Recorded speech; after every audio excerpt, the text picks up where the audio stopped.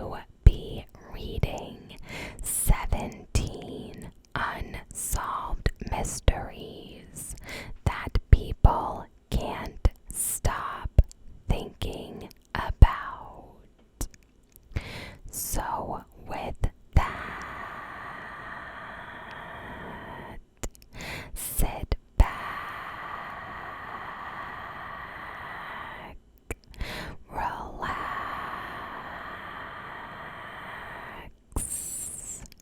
and let's get started. Number 1. The disappearance of Brandon Swanson. On May 14th, 2008, Brandon was driving home from a party and drove into a ditch. He called his parents asking for help, and they set out in their pickup truck to find him. According to Brandon's dad, Brian, Brandon was sure he knew where he was.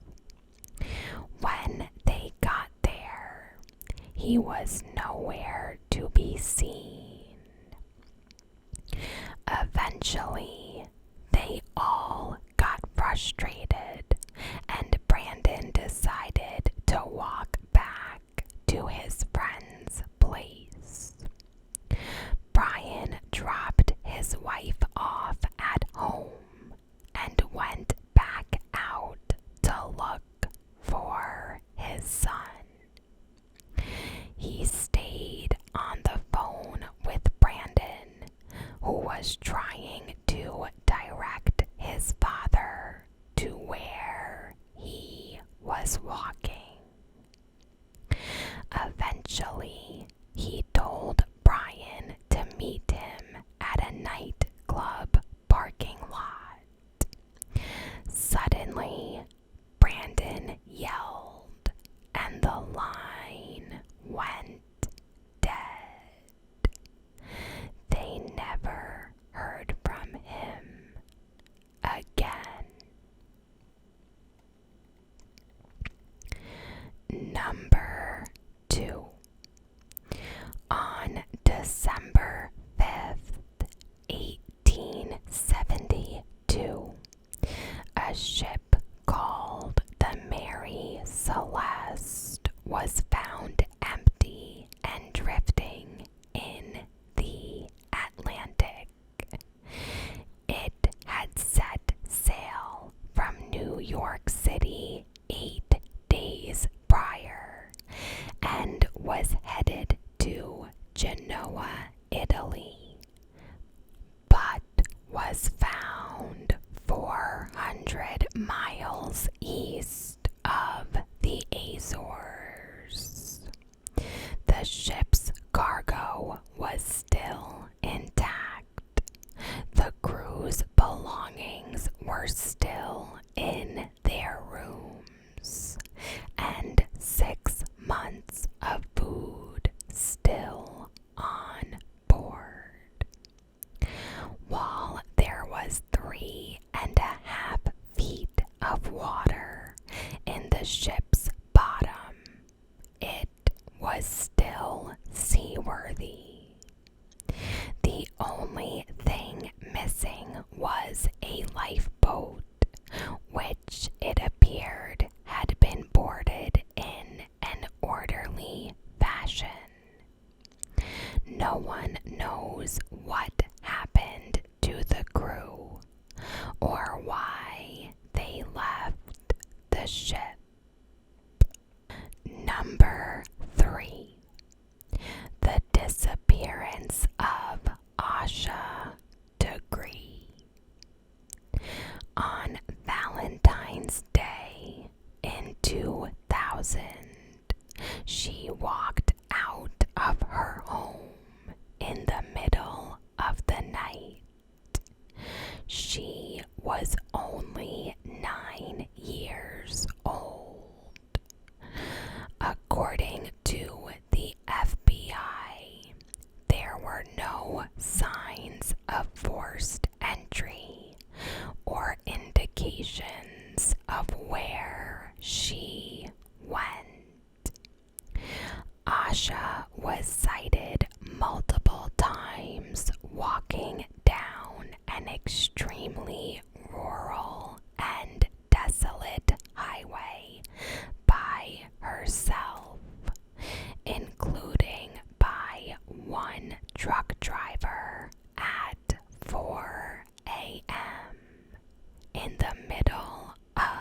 a storm.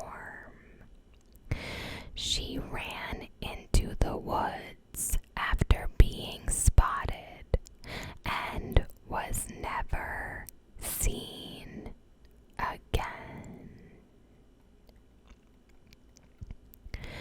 Candy wrappers and a hair bow in a nearby shed hinted that she'd perhaps taken shelter there. 18 months later, Asha's book bag was discovered 26 miles away, wrapped in a trash bag.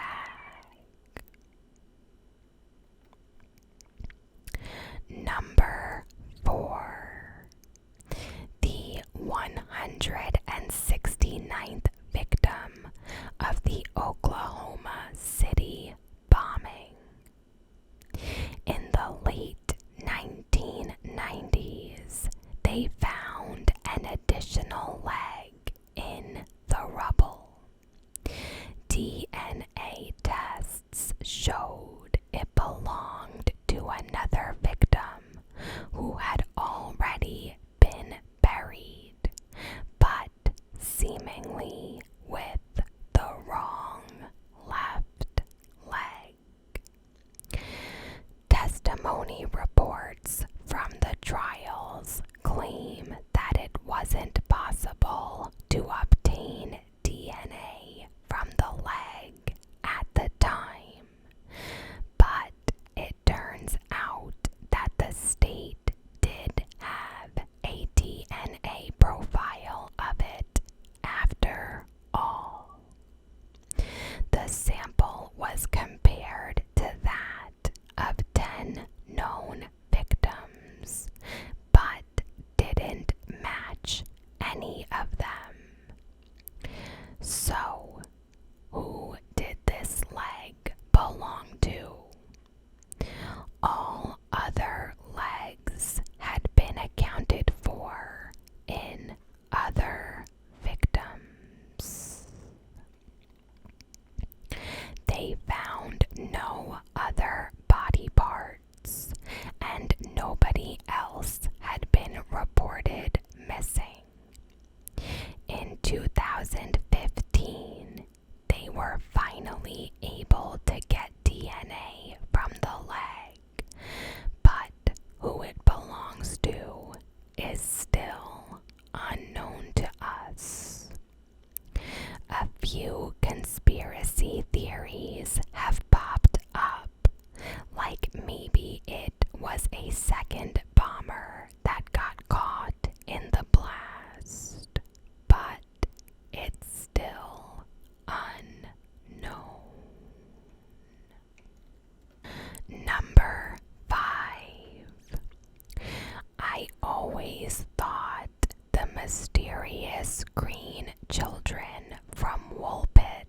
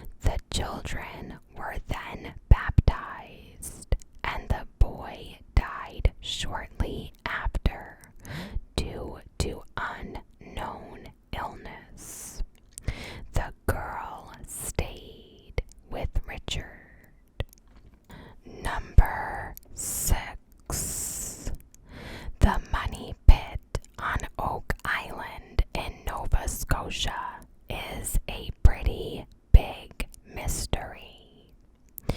In 1795, Daniel McGinnis saw lights coming from the uninhabited Oak Island. He and some friends went to the island and found a large circular depression in the ground. So they started digging and discovered layers of logs between the dirt at 10 feet intervals. Eventually, they realized they'd need to finance this excavation, so the Onslow Company picked up where McGinnis and his friends left off. They reached a depth of 90 feet, finding layers of logs every 10 feet and layers of charcoal, putty, and coconut fiber at 40, 50, and 60 feet. It should be noted that coconuts, and thus their fibers, aren't native to anywhere near Nova Scotia. At 90 feet, they found a greenish gray slab with strange markings amongst the oak logs. They appeared to be hieroglyphics, perhaps that of an ancient language. When they pulled the slab up, though, it triggered some kind of booby trap, which flooded the shaft with ocean water and made it impossible to dig further down. Many people and companies have tried to reach the bottom, but with no success. Number 7. The disappearance of Brian Schaefer, a medical student who vanished from a bar without a trace. On April 1st, 2006, Brian was having drinks with friends at a bar near Ohio State University. He was last seen at 1:55 a.m. There is absolutely no footage of him leaving the bar on the cameras, and he has never been heard from since. Number 8. The Phoenix Lights. On March 13th, 1997, thousands of people, including the governor of Arizona at the time, saw a V-shaped light formation. The governor was a pilot, and when the government came out with their report claiming they were flares, the governor, once out of office, of course, called BS.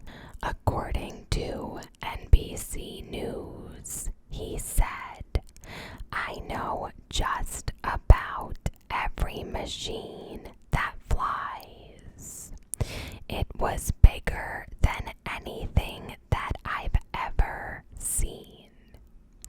It remains a great mystery." Number 9.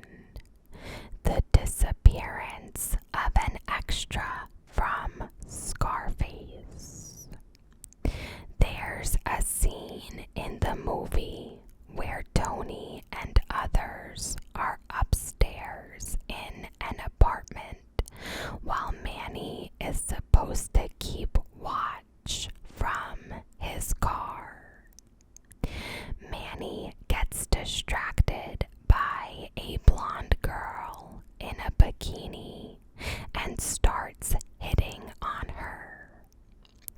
It's a disturbing scene, but there's also an even more disturbing backstory behind something seemingly innocuous.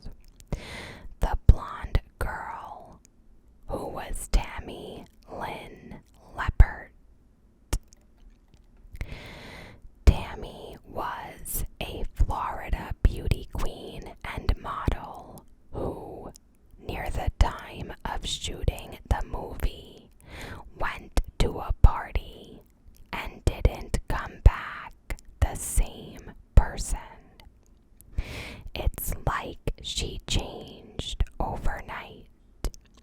She became paranoid, began isolating herself, and was convinced someone was trying to kill her. On the fourth day of filming, a character in the movie was shot, and she saw the blood packet get activated. She had a breakdown on set and began to hysterically cry.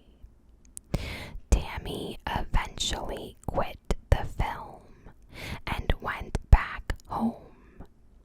According to Unsolved Mysteries, her mother claimed there were good and bad days with Tammy, but eventually she snapped and began smashing the windows in their home and attacking family members, fearing they were trying to poison her. Tammy went in for a psych evaluation and showed no signs of drug or alcohol use. The following day, she and her friend went for a drive to the beach, and Tammy never came home. The friend told the police they'd gotten into an argument, and Tammy wanted to get out of the car, and he let her. She was left near Cocoa Beach, 5 miles from her home, with no shoes and her purse. She was never seen again. Number 10. The Dog Suicide Bridge, also known as Overtoun Bridge in Scotland. According to Vice, approximately 50 dogs have died by leaping to their death off the 50-foot bridge since the 1950s, and 600 have jumped but survived. Some dogs are even reported to have survived the jump, returned to the bridge, and attempted to jump again. There are tons of theories as to what lures dogs to do this, from the scientific to the paranormal. Some believe the bridge is haunted due to a man throwing his baby off the bridge, believing he was the Antichrist. Others think a specific scent is drawing dogs over the edge, such as the smell of mink or squirrels who live under the bridge. Number 11. A feral child was found in 1828 in Nuremberg, wearing unusual clothes a way no one could understand. He came with a letter requesting that he either be taken in or hanged. He struggled to walk, didn't quite know how to use his hands, and only ate bread and water. According to Atlas Obscura, the bottoms of his feet were soft, as though they'd never been walked on. He was brought to a police station where he was only able to write his name, Casper Hauser. They found a second letter on him, which was reportedly from his mother, claiming that the boy's father was dead and she couldn't afford to care for him on her own.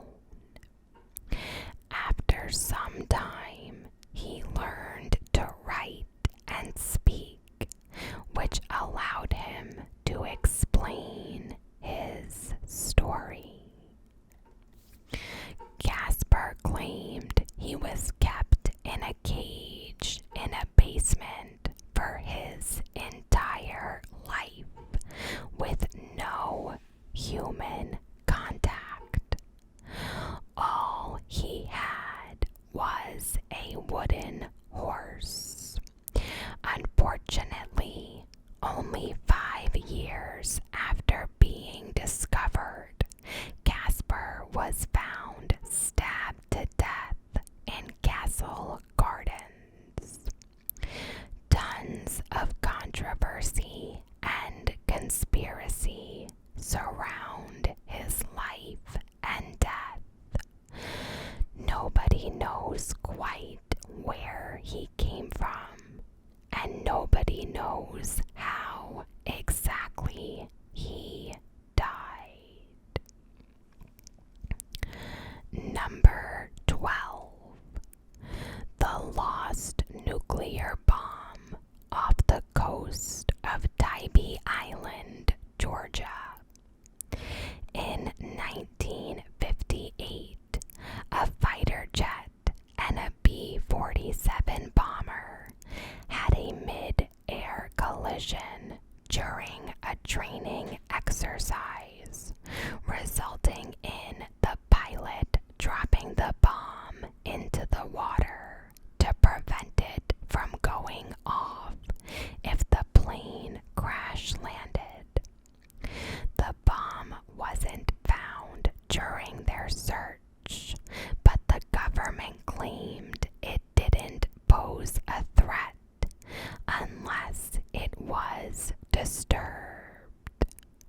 However, in 1994, a declassified document suggested otherwise.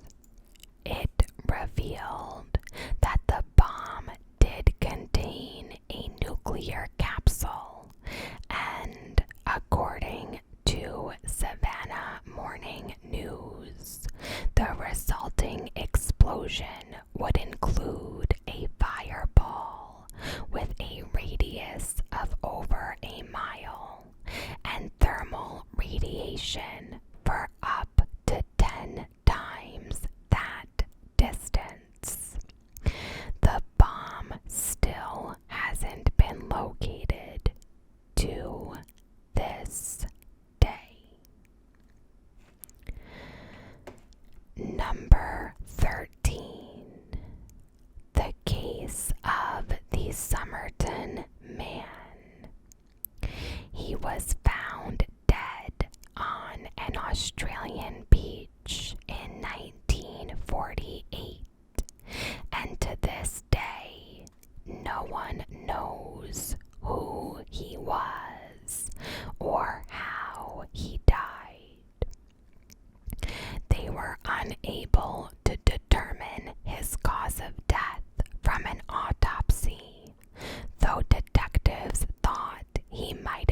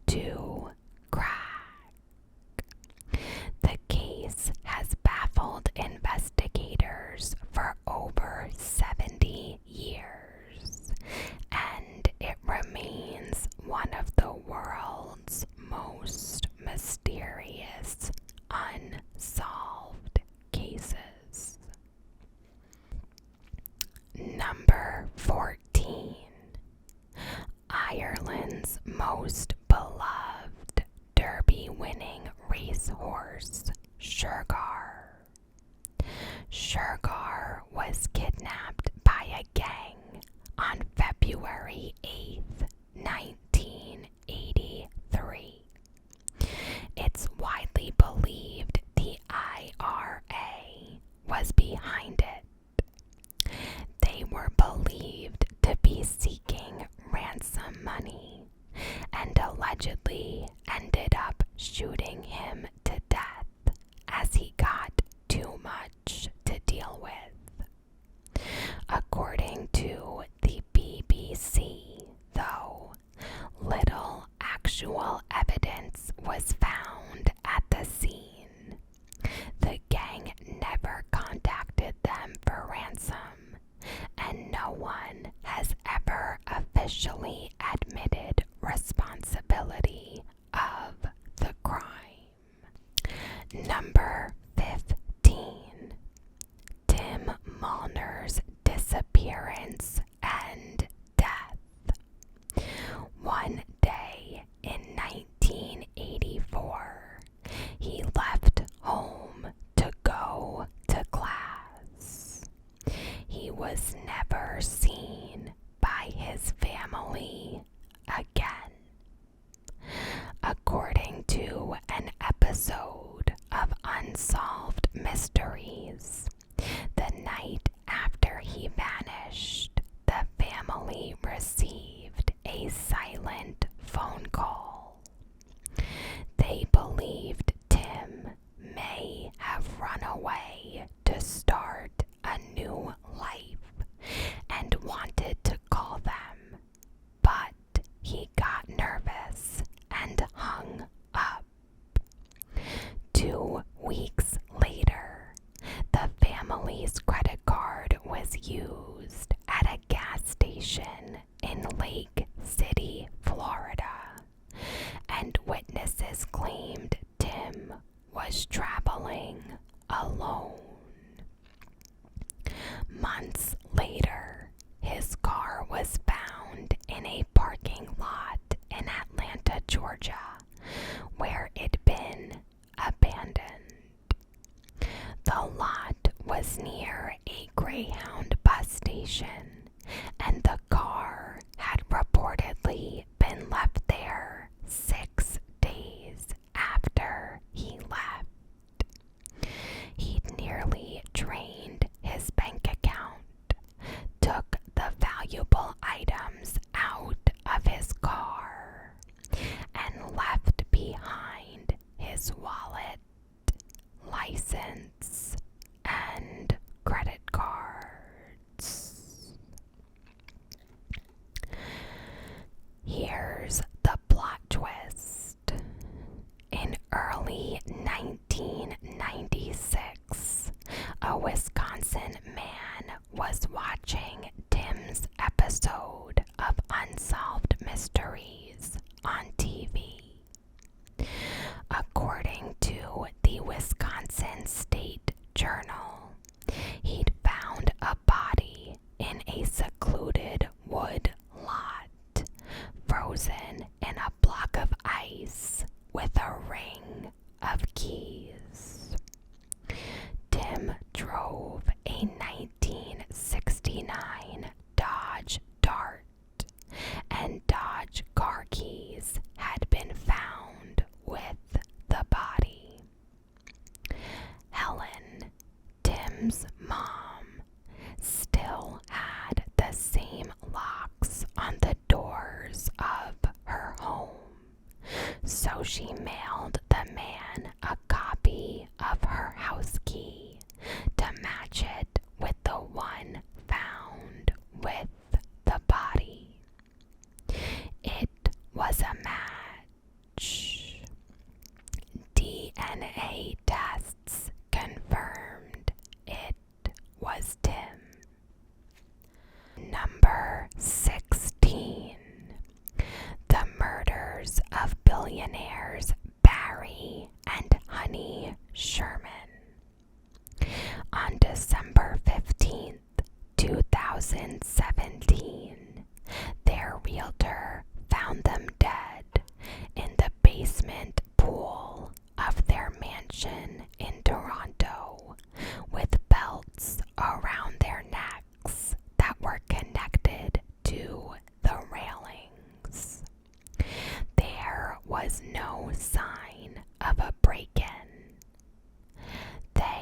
were known philanthropists.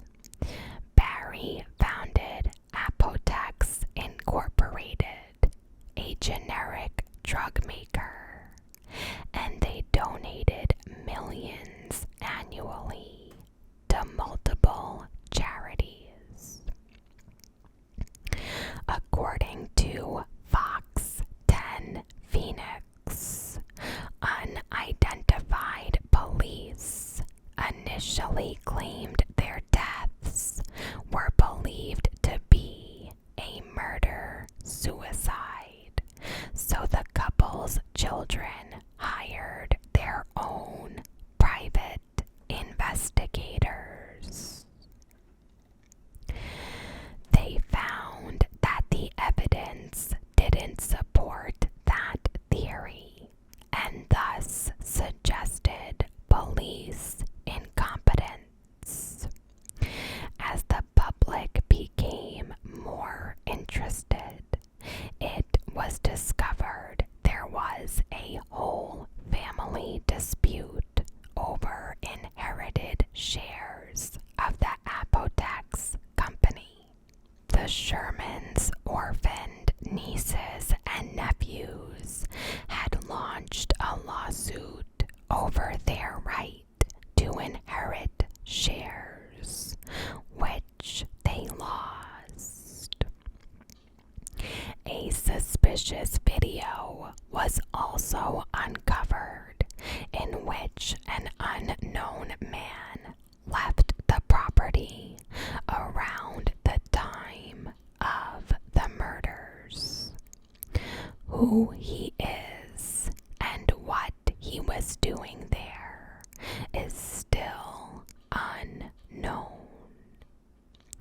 The case is fascinating and is the subject of multiple podcasts, a book, and a movie. And number 17, the coincidental murders of Mary Ashford and Barbara Forrest. Both women were 20 years old, were killed on the same day, May 27th, and were found in Pipe Hayes Park in Birmingham, United Kingdom. Both of their bodies were found in ditches and showed signs of assault. Mary and Barbara both had gone out dancing the night they were murdered, and the main suspects of both their cases had the last name Thornton. They both went to trial and were found not guilty due to lack of evidence. Both women even expressed having senses of dread leading up to their deaths, confiding in friends and explaining they felt something bad was going to happen. The only difference, though, was that their murders occurred 157 years apart. Mary's death was in 1817, and Barbara's was in 1974. Their cases are eerily similar. So that is all for today. I hope you enjoyed. As always, thank you so